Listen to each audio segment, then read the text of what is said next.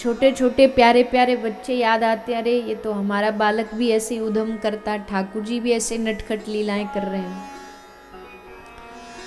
और श्री ठाकुर जी ने ये लीलाएं भी इसलिए की कि सबको इन लीलाओं को सुन करके ऐसा लगे, अरे ये तो हमारा बालक जैसा ही है, ये तो हमारा मित्र जैसा ही है, सखा जैसा ही है।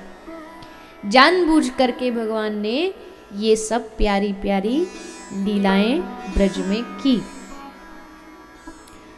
भगवान ने उखल बंधन के द्वारा यमलार्जुन का उद्धार किया। भगवान ने फिर ब्रज की माटी अपने मुख में धारण की। दुनिया की सारी औषधि मतलब दवाइयाँ एक तरफ और ब्रज की माटी एक तरफ, ब्रज की रज एक तरफ। ब्रज की रज में जिसको लगाव हो जाए, जिसकी श्रद्धा हो जाए, जिसको ब्रज रज से प्रेम हो जाए, तो वही ब्रज की रज की महिमा को समझ सकता है। और श्री ठाकुर जी ने ब्रज रज की महिमा बताई कि देखो मैं भगवान होकर के भी ब्रज की माटी को अपने मुख में खा रहा हूं, तो इस रज की कितनी महिमा होगी। खैर इस रज महारानी पे तो न जाने कितने कितने महापुरुषों ने अपनी वाणी व्यक्त की है, पर हम आगे की भगवत लीलाओं में बढ़ें। भगवान ने माखन चोरी लीला आरंभ की, गोपियों के घर जाने लगे। अब कोई तो बहाना चाहिए ना किसी के घर जाने का, ऐसे ही तो आ धमकेंगे तो फिर वो तो अच्छा नहीं लगेगा। तो भगवान ने सोचा बहाना कोई ऐसा बनाते हैं जो रोज रोज गोपी के घर जाने का मौका हमें मिल जाए। तो भगवान ने बहाना बनाया माखन चोरी। चोरी तो बस ऐसे ही, ये तो बहाना था। भगवान का मूल जो उद्देश्य था वो तो यही था कि गोपी रोज हमको घर बुलाती है, तो क्यों ना गोपी के घर जाएं, थोड़ा उसके हाथ से जो उसने थोड़ा माखन निकाला उसको हम भी पाएं। क्योंकि जो माखन निकलता गोपी जा कर के उसको मथुरा बेच देती। ठाकुर जी ने सोचा माखन हमारा, गैया हमारी, इसको खाना चाहिए, ग्वाल बालों को ताकत उनकी बढ़नी चाहिए, और ये गोपियां जाके मथुरा में उस कंस के पहलवानों को जा कर के बेच आती हैं, वो खा खा के मोटे होके शक्तिशाली होके फिर हम पे ही अत्याचार करते हैं। तो ये प्रथा रुकनी चाहिए, घर का माखन घर में ही रहना चाहिए।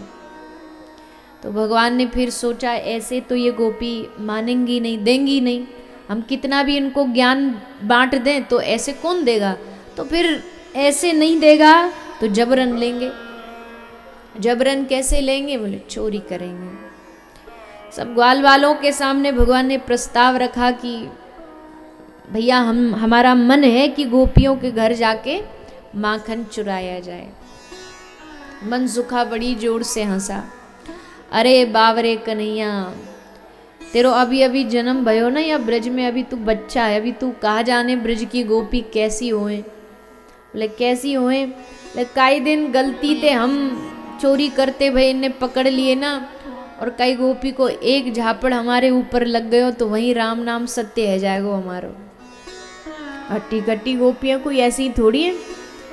सो भैया हम तो ये काम नहीं करेंगे। ठाकुर जी बोले हम जब कह रहे हैं हम तुम सबको मालिक सरदार बन के तुम्हारे सामने ठाड़े ढाल बन के, तो तुमको काय बात की चिंता है। भगवान सबको थोड़ो थोड़ो उत्साह दे रहे हैं कि हम है ना तुम्हारे साथ। जैसे उन नेताजी को कहते हैं ना, नेताजी तुम आगे बढ़ो हम तुम्हारे साथ हैं, तो नेताजी को भी जोश आता, अच्छा इतने लोग हमारे संग हैं। तो ठाकुर जी बोलो कौन कौन हमारे संगे, हाथ उठा के बताओ। तो सब ग्वाल बालन ने हाथ उठा लिए। एक आध जो डर भी रहे उनने सोची कि तुम बच के कन्हैया की मंडली ते बाहर जाओगे कहाँ, कन्हैया ते ही काम है हमारो, तो यहाँ की मंडली में तो शामिल होने ही पड़ेगा। तो उनने भी हाथ ठाड़े कर दिए, हाँ लाला हम करेंगे। और फिर ठाकुर जी ने ब्रज मंडल में चोरी करनो आरंभ करो। सारे ब्रज में हल्ला मच गयो, अरे भैया एक बड़ी खतरनाक गैंग बनी है ब्रज में, जो सबन के घर जाके चोरी करे है, हाथ साफ करे, और ना की चोरी चलो चोरी कर करू के निकल जाए तो अलग बात, पर जितने तुम्हारे दही के मटका मटकी उनने और फोड़ जाए। गोपी आके मैया ते शिकायत करती, मैया तेरो छोरा ऐसे ऐसे चोरी करे। अब वो तो शिकायत करने आती, पर मैया तो खुश हो जाती। खुश क्यों होती? बोले अरे गोपी मैं तो यही सोच सोच के मुँह को नींद आवे कि कन्हैया माखन खावे क्यों ना है, कन्हैया माखन खावे क्यों ना है। पर अब मुँह को तसल्ली है गई, चल मेरे घर में नहीं कम से कम तुम्हारे घर में तो खा ले।